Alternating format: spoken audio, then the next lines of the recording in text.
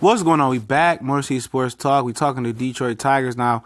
I don't do a lot of Tigers talk because I don't really get a chance to watch the game. I used to watch the games with my grandma, but she passed away a year ago, I believe it was. Going on 2 years now, so I really don't sit down and watch it like I used to. Don't have the time, but I noticed that Miguel Cabrera, he ruptured a tendon in his bicep, and it's the second year in a row that it's been tough for him, man. It's been tough. 2016, he finished I think 11th or 9th in All-Star voting and MVP voting and all that, and the last couple years it ain't been too good, and they just signed him into a huge extension a couple years ago before it was due to an extension, before he was due for an extension, and he was fired though, man. He was fired, and at the time it made sense.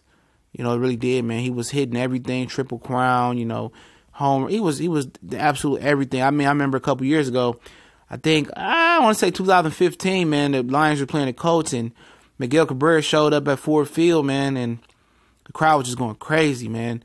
And he never got a chance to deliver that ring here, man. They beat the Yankees 2 years in a row. I remember the year they lost the World Series before when Jim Leland was here. They had a 15-day layoff. They had to beat the Yankees or whoever it was in the pennant in this ACAL final pennant race, and they had a long layoff and they couldn't hit. The bats just went cold, and that was pretty much it, man. And they thought that he was nobody could foresee the injuries that Miguel Cabrera had, man. Nobody could see that coming. In baseball, man, and it's not even for a lot of people. Baseball isn't like basketball and football in their minds because it's really not a hard sport on your body. Most people think, but it is, man. It is, man. That swinging motion and that stretching out and playing the outfield, hammies can happen. And these guys aren't the most fit guys in the world sometimes. So when you don't really train and have your body in shape, that happens. A lot of these guys drink beer and eat like this and eat like that. It happens. So I'm not saying that was Mickey's problem. We do know he had an alcohol problem. He had some family issues as well, which is none of my concern in his video. And when you stressed out and you're not living right or your body you're not healthy enough, those injuries start to happen, man. And they really do take a toll on his body. And he lost his prime right before a lot of people's eyes, or all of our eyes right now. And I think it's over with for him, man. I'm not saying this is Prince Fielder done with. We got rid of him. And that was perfect timing. He got rid of him, and he went to the Rangers and just was done. He had a bad injury, and he had some things going on in his personal life as well too.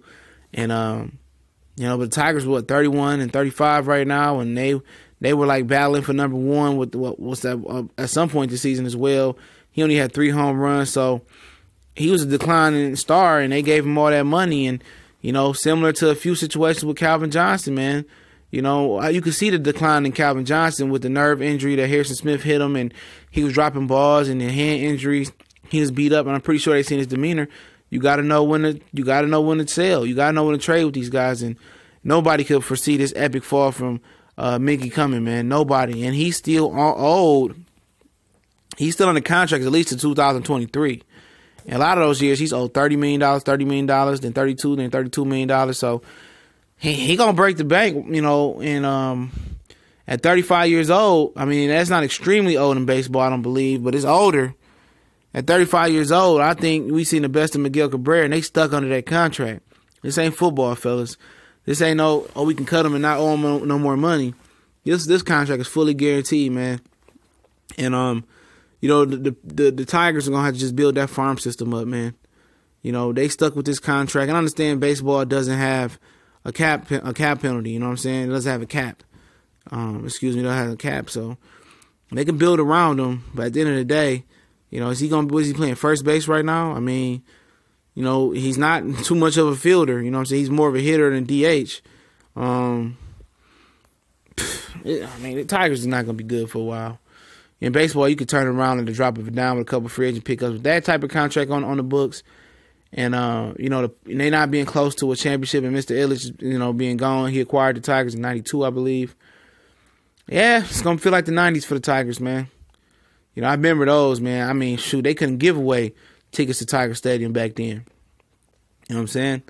They couldn't, man. I mean, I remember they was terrible. Terrible in the 90s, man. The Pistons was terrible in the 90s.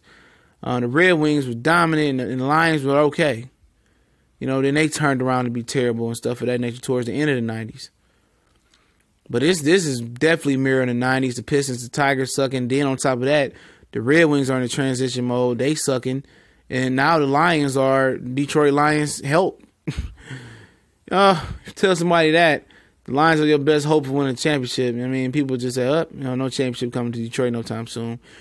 But the positive thing about baseball is, man, your farm system, and you probably have some guys that might be just so unpredictable, and they just grow out that farm system, become fine baseball players. Or you might sign, a good free agent or two, and you can turn it around, or three. In baseball, you can turn around the drop of a dime. So, it's up to the Tigers want to continue to spend money. They want to continue to get, foreign players and get young assets and just wait to turn it around, or they could put money on top of money and try to go for it. But right now, out of the first 60 games, the Red Sox and the Boston Red Sox and the Yankees won 40 of them, I believe.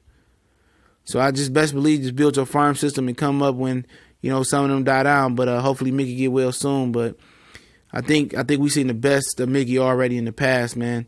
He's seen the best of him at 35. The numbers tell us so. But, records and stuff are meant to be defied. So let me know what y'all think. Motor City Sports Talk, we gone.